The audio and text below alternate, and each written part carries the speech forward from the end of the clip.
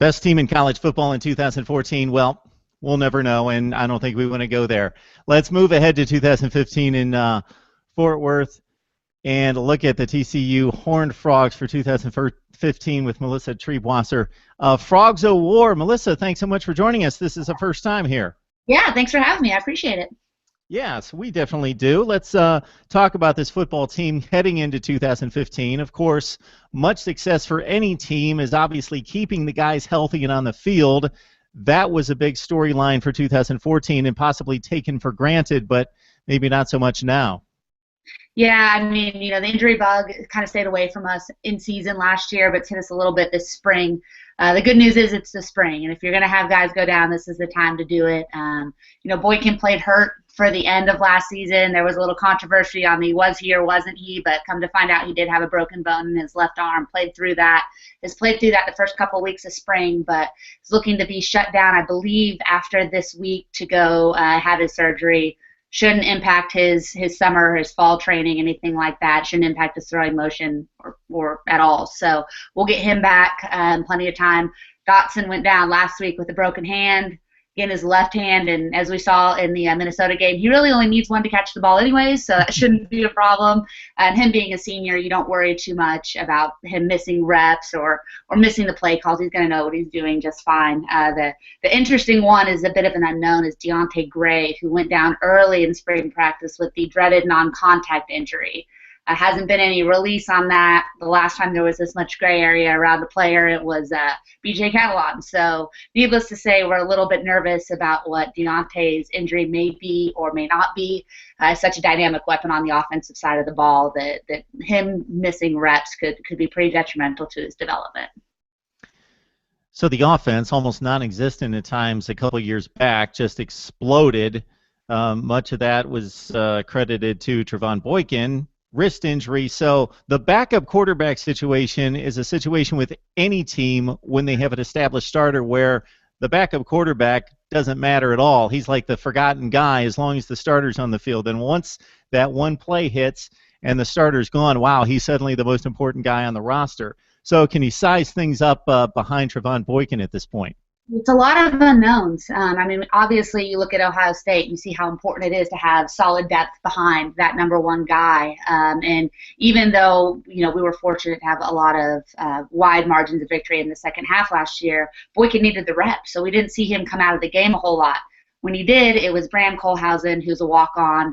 It was Zach Allen, who has since been moved to wide receiver. And then we had our two redshirt freshmen, Foster Sawyer, who's an All Saints guy, which is a local school in Fort Worth, and Grayson Muehlstein, who is an outstanding athlete, but definitely a little bit raw when it comes to his fundamentals. Seeing one of those guys step up and take ownership of second string is going to be huge for TCU in the offseason. Boykin being the athlete that he is, he's going to get out, he's going to break the pocket, he's going to run. God forbid anything happens to him, because with him goes our season. I think we all believe that. But having somebody that can come in and play a quarter, play a half, take a little bit of the weight off his shoulders in late game situations when we do have a lead, I think is going to be really critical. I think most people would say Muehlstein has a slight leg up at this point just because of his quickness, his feet. But Foster Sawyer is, the prototypical quarterback, big guy, big arm, really, really excellent mechanics, just like Grayson, untested at this point. Okay, Melissa, let's look at running back, because even though Aaron Green is back with almost 1,000 yards last season rushing, B.J. Catalan moving his services off to the NFL. Talk about the competition for the backup running back position. We had two guys kind of step in. Green obviously got the bulk of the carries, and I think we will see that again this year. What we need is that change of pace, that contrasting guy. We've got three guys in the pipeline who I think are going to be the leading candidates to do that. The first one is Tribwasser Jackson, who, when he was not in Gary Patterson's doghouse, was quite a move-the-pile kind of guy. And he's the guy that you want to put on the 3-yard line, give him the ball, and just let him go to work, especially behind the offensive line that we're returning. Those guys can definitely move the pile. We've also got Kyle Hicks, who is another local DFW guy, big name recruit, lots of speed, just never quite seemed to get it last year. he was a freshman. I expect a little bit more from him this year. Being able to read the gaps, make the cut, and just choose a direction and go is going to be key for him. The unknown is the guy that I think most of us were really excited about last year, and that's Shaun Nixon. He was a guy that flipped on signing day. I can't remember if it was Texas or A&M, but he made a last-minute flip. He was a 4-star. I mean, just wheels, all day. Can if he gets in space, he's gone.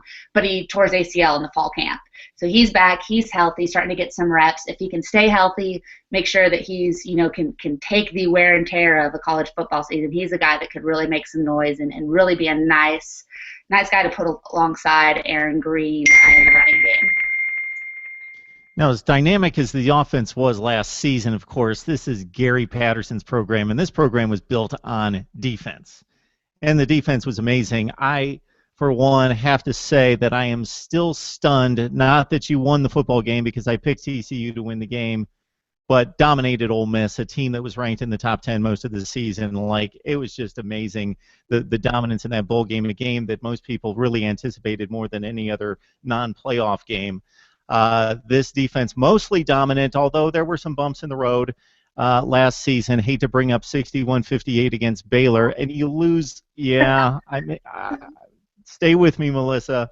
And you lose all that secondary talent in Sam Carter and Kevin White, Chris Hackett as well. So the secondary seems to be a focus this spring. Yeah, absolutely. Patterson's already started moving guys around. Cameron Echols-Luper, who is not only a great football player, but also is the reigning now Big 12 long jump champion. So this is a kid with incredible athleticism, good size, 6'2", great speed, really great competitor. So he's been moved to the defensive side of the ball. He was our primary kick returner last year. So it shows you the kind of guy that athletically that can make a real impact. He's been kind of up and down, as you would expect, through the spring. Had some really good practices and some not so good practices. But as he gets a real feel for the position, I think he's going to be a big asset over there. You've got we lost a lot of leadership. Talent-wise, we might be a little bit better. Athletically, we might be a little bit better this fall. But the leadership is what we're really going to be missing. A guy like Sam Carter, who was in the program for 5 years. Obviously Paul Dawson and what he brought, not just from a skill standpoint, but the way that he was the coach on the field. I mean, that's almost impossible to replace. When you look at the fact that we lost Chris Hackett, who was probably our most dynamic playmaker in the secondary, it's going to be a little bit bumpy to begin, and we don't get to start with an FCS school or a small program. We go up to Minnesota on game 1 of the season, so those guys are going to be put to the fire right away. I think that Anthony Tejada really locked down his side of the field last year, especially the last couple of games. He's solidified that starting corner spot, but finding a guy across from him is really the challenge. We've got a 4-star recruit that was an early enrollee out of Louisiana that I think has a chance to take that role, and Patterson's already talking about some of the incoming freshmen that he thinks could really develop into one of those positions. We signed 6 or 7 wide receivers. So, not all of those guys are going to stay on the offensive side of the ball. So the one thing Patterson's been really consistent with saying is the talent's there, the athleticism's there. It's the mental part of the game that we're just a little bit behind at this point in the spring. Melissa, you bring up a good point in taking on Minnesota right out of the gate. Typically it's an FCS school or a lower what used to be BCS conference team for that kind of warm up, what turns out to be somewhat of an exhibition game to get ready for a big opponent. Of course, TCU dominated the game at home last year, but Minnesota's nothing to sneeze at. They're a quality fringe top 25 program at this point, and you go on the road this time, and when you've seen somebody and they obviously have the motivation to win that game, what I'm eventually going to get to is we see TCU jump into the Big 12, Melissa. And under Gary Patterson, at one point it seemed remarkable, Boise State, TCU battling and taking on and beating the big boys more than they lost to them. And moving into the Big 12, there was a transition period there, but the season last year doesn't seem like it's an aberration. It seems like TCU's on the national map to stay. Absolutely. I mean, I think that, again, Gary Patterson and everything that he said is not, this was not our we've arrived. This was just our next step. And, you know, when I graduated from TCU, I won't tell you how long ago, but I was there through some really, really lean years. And so to see, you know, the first win that put us on the map was playing in the Sun Bowl, you know, back in '98. And all of a sudden we were a respectable program. And then we go up to Oklahoma and we win. And then the Fiesta Bowl, and then the Rose Bowl, which, you know, for most TC fans will say is kind of the pinnacle of their fandom. And to see what we did this year, and just our third year in a major conference program, is really a testament not just to having a great season, but the program that Patterson has built. Because you don't win in a Power 5 conference because you have the best talent. You win because you have the best talent coupled with the best depth. And that is the one thing that it took the Frogs a little while to catch up on. I think we have that now. I mean, we didn't have to test it out too much last season, so we'll see. But if you look at the signing class that Patterson brought in this year, you look at the kids that have signed on for 2016 and even just 2017, we have our first verbal commit for that.